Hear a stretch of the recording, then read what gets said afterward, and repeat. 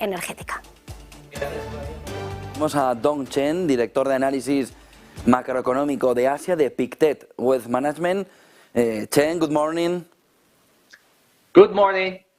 What do you think about China and the last numbers of 2022? Oh, well, we just got the number. Actually, the fourth quarter GDP numbers were slightly better than we expected, but look at the broad picture, we think it still reflects the kind of chaos, after this very abrupt reopening of the economy. You look at from industrial production to consumption, all of them actually are showing pretty downbeat fourth quarter activity. So that's why. So the full-year GDP only came in at 3.0%, which is well below the government's previous 5.5% target.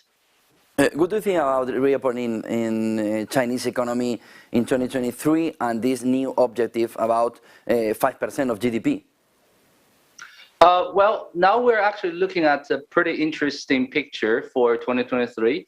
Number one is that definitely this reopening process is faster than many people expected earlier, right? Looking at, many people actually, if not all of them, have been infected by the coronavirus, and most of them already recovered, which means the economic rebound likely will come a lot earlier than people expected. We think that the recovery could come as soon as this Chinese New Year holiday just end, which will be roughly 10 days later.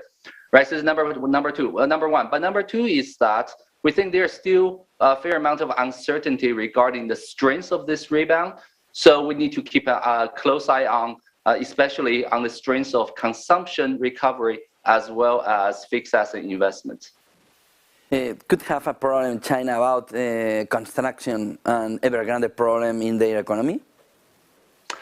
When you talk about construction, specifically talking about the housing market, actually we're seeing some initial signs of improvement. We know that last year the entire property sector was in a very depressed kind of situation because of the government policy, specifically to restrict the developers' access to funds.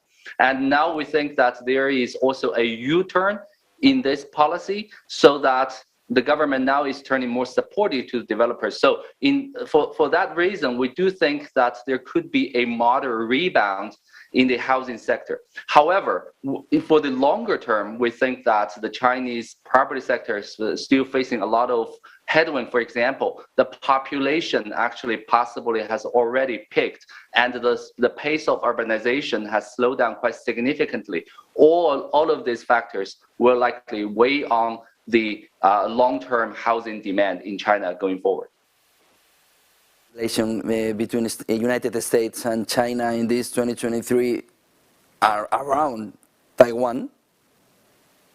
Well, we think that this tension between U.S. and China probably will persist, so they are not going to disappear in anytime soon. So specifically, I think that the kind of confrontation has gone way beyond just trade and got into technology, got into geopolitics. And one thing, since you mentioned Taiwan, I think it's very important to watch early next year in 2024, because in 2024, Taiwan is going to have a new presidential election, and potentially we can have a new president for Taiwan.